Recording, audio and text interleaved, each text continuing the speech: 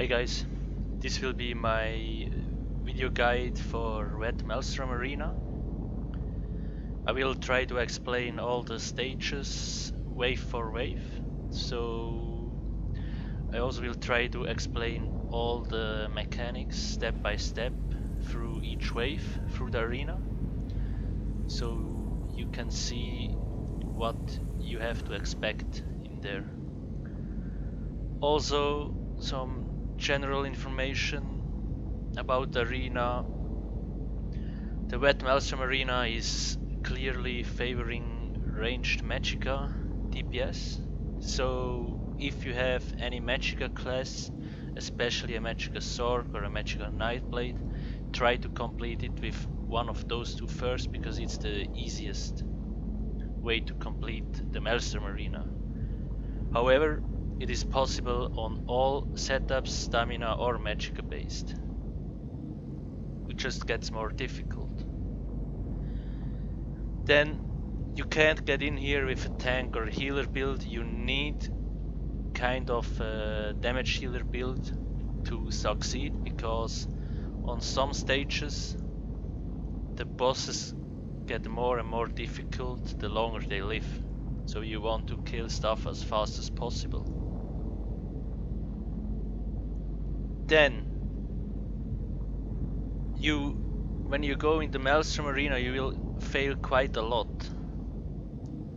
It doesn't really matter, but you kind of have to think, like, you have to understand the mechanics of each stage.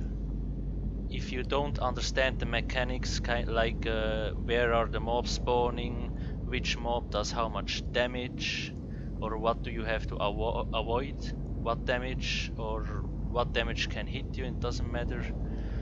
If you don't know these things, you will constantly keep dying. So I will really try to explain this step by step, and I will pause the video sometimes just to show you some things, and I hope you will succeed in completing the Maelstrom Arena. I guess that's it. So let's start with the stage 1.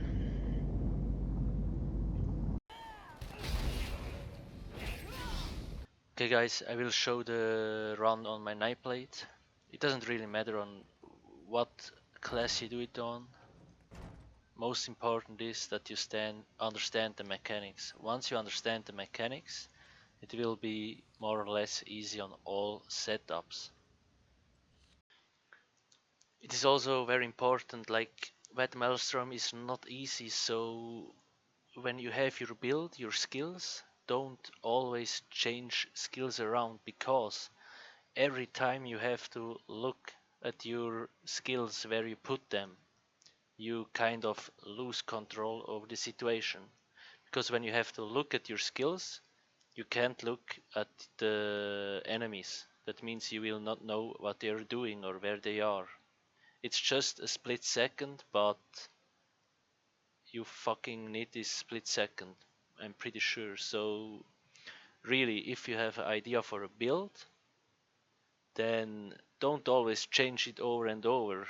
Try it with that a little bit, so like you don't have to look at the skills at all anymore. I mean, when I'm in the arena, I don't have to look at my bars at all, because I know where each of the skills is. Like when I have to press number 1 or number 2 or number 5 for Vigor, I know I don't have to search the skill in my skill bar to see, oh, it's on number 5 and I can press it. If you have to do that, you have already lost. Also, as you know, there is sigils in the arena. I mean, I don't know why, but many people try not to use those sigils. But if you don't really give a flying fuck about the leaderboards or your score at all at the start, just use them, especially the defensive sigil, the shield one. It is very effective against ranged enemies, because it reflects all the attacks back to them. So basically you can ignore all the ranged attacks for 30 seconds. Also, if you have trouble with DPS, take the sword. It increases your DPS for quite a lot. If you have trouble with healing, get the healing sigil. Take this one. And if you have movement issues, take the speed sigil, and you will also have an easier time to kite enemies. So really, don't be afraid to use the sigils if you don't fucking care about your score. If you do care, it's another thing, but first you want to get through this shitty arena, so just use those damn sigils. So on stage 1 there is never a lot of mobs spawning at the same time, but you still have to be aware because the mobs, if it's a mage or an archer or a melee, it doesn't really matter, they all hit like trucks. You can try to avoid damage by kiting mobs, circling around them so they have a harder time hitting you, or dodge rolling if you have enough stamina. You will notice now on stage 1 the spawn points of the mobs are quite far away, so I always stay next to one portal, so as soon as the mobs spawn I can nuke one of the mobs. That means I already have to deal with one mob less during the round, so I can kill the one on the portal fast and then move to the next one.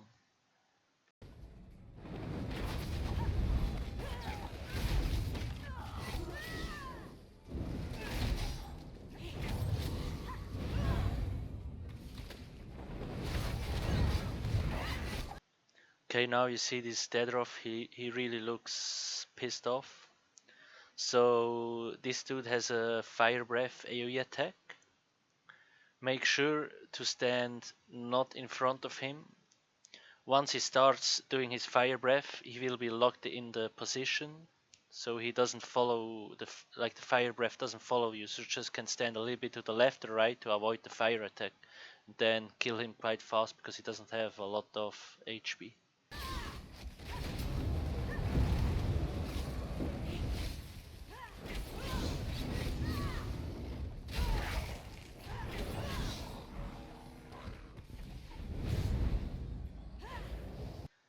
Now you see, as soon as I have time, I rebuff myself with certain buffs I need, and I try to put AoE effects that I can put on the ground before the mob spawn as soon as possible, so I don't waste time dropping dots on the enemy that I could have dropped on the ground before they even spawn, like Calp drops or Arrow Barrage or Refreshing Puff or like Eruption from the DK.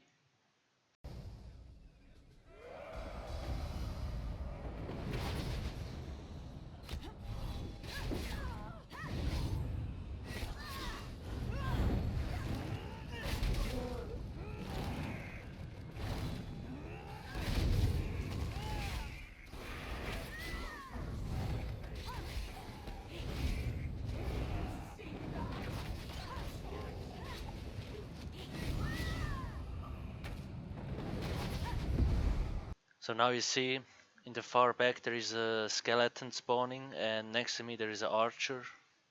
Make sure to kill the archer as fast as possible, and after you have killed the archer you can focus the skeleton dude, so you don't really have to be afraid of arrows that get shot in your back. I know I'm going to the skeleton first, but it's better to kill the archer first and then the skeleton.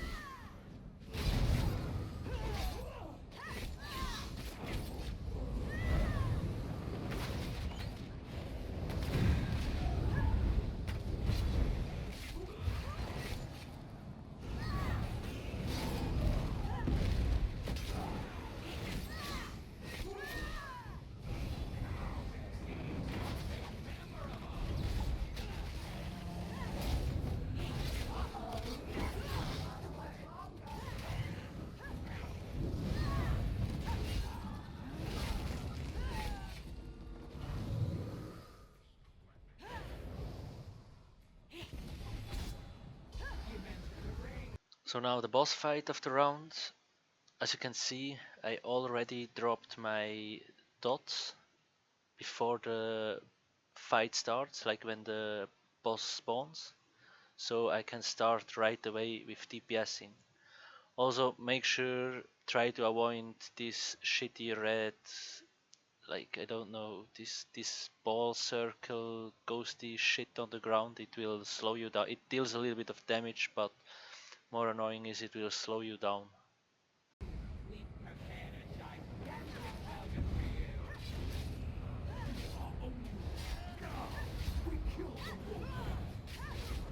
So the boss has its phases where he doesn't deal any damage. When he doesn't deal any damage, that means he will spawn mobs, like this minion of his that breathes fire. So once the mob spawns, the mob is spawned, the boss will start dealing damage again, and his attacks, he has this small ball shooting at you. It deals quite a lot of damage, so if you get hit by the ball and this small mob attacks at the same time, it will almost drop you to 0 HP, more or less. So either make sure to avoid the damage or be ready with a shield or heal yourself, etc. Also, you don't really need to focus this small ad. Make sure to drop your ulti a little bit before the mob spawns and reapply your dots, and then it will die quite fast. You will see it doesn't have a lot of HP.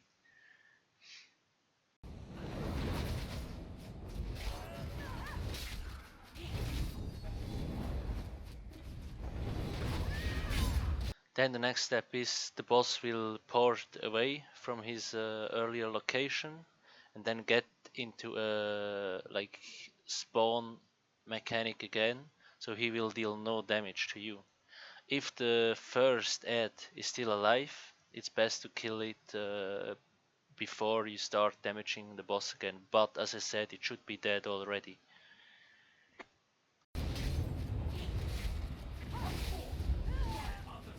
So here, same procedure again. Try to kill the small ad before or kite it. Like if you're ranged, maybe you can ignore it, because if you kite it, it will not damage you because he only has melee attacks, so you can focus the boss. Or just drop all your dots on the ground and then it should die more or less alone. So you can keep DPSing the boss. Now you also see he spawned this red AoE on the ground with the star in it. If you stand in there, it will root you. So you kind of have to dodge roll out of it if you want to free yourself. But if you always circle the boss, it will not hit you. You can avoid it easily.